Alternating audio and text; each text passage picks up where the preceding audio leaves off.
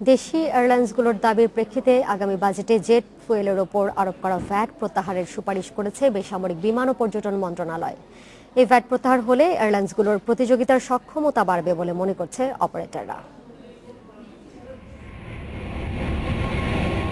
Airlines ব্যবসা পরিচালনা ব্যয়ের 50% খরচ হয় জ্বালানি তেলে। বাংলাদেশে প্রতি লিটার জেট ফুয়েলের দাম পড়ে $1.07 বা 88 টাকা, অথচ কলকাতায় এর মূল্য পড়ে বাংলাদেশি মুদ্রায় 65 টাকা। বেশি দামের কারণে প্রতি লিটার জেট ফুয়েল কিনতে দেশীয় এয়ারলাইন্সগুলোকে গুনতে হয় বাড়তি 30% ভ্যাট। এমন বাস্তবতা তুলে ধরে বিমান বোর্ডের চেয়ারম্যান জানালেন, দেশের এয়ারলাইন্স ব্যবসা সম্প্রসারণের প্রধান বাধা এই উচ্চ মূল্যের জ্বালানি তেল। চড়া মূল্যে তেল কিনতে হয়, যার জন্য বিমান বাধ্য হচ্ছে এখন ট্যাঙ্কারিং করার জন্য। ক্যালকাটা যায়, ইন্ডিয়ার থেকে ট্যাঙ্ক ভরে নিয়ে এসে এখান থেকে তারপরে ফ্লাইট করে। আমার competitor mostly middle eastern airlines, তো তেলের দেশের এয়ারক্রাফট।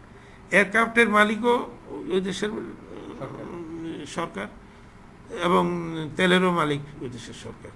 এখন আমরা কেউ জানি না ওরা কি দামে তেল কিনে। আন্তর্জাতিক বাজারে দেশীয় এয়ারলাইন্সগুলোর দেশে জেট ফুয়েলের উপর বাড়তি ভ্যাট প্রত্যাহারের দাবি অনেক দিনের। এবার তাদের দাবির সাথে একাত্মতা প্রকাশ করেছে বেসামরিক বিমান ও পর্যটন মন্ত্রীও। জানালেন, এই বিষয়ে এনবিআর এর সাথে কথা বলতে অর্থমন্ত্রীকে অনুরোধ জানিয়েছেন তিনি। উনি বলেছেন যে উনি ইতিমধ্যে এনবিআরকে বিষয়টি প্রক্রিয়া করার জন্য বলেছেন। আমরা আশা করব যে তিনি বিষয়টিকে বুঝবেন এবং আমরা এই ভ্যাটের সুবিধা পাবো, যাতে অন্ততপক্ষে আমাদের প্রাইস কলকাতার প্রাইসের সমতুল্য হয়। জেট ফুয়েলের উপর আরোপ এই ভ্যাট কমে এলে দেশীয় এয়ারলাইন্সগুলোর প্রতিযোগিতায় টিকে থেকে সেবার মান আরও উন্নত করতে পারবে বলে আশা করছে সংশ্লিষ্টরা। Moshiur Rahman, Independent News, Dhaka.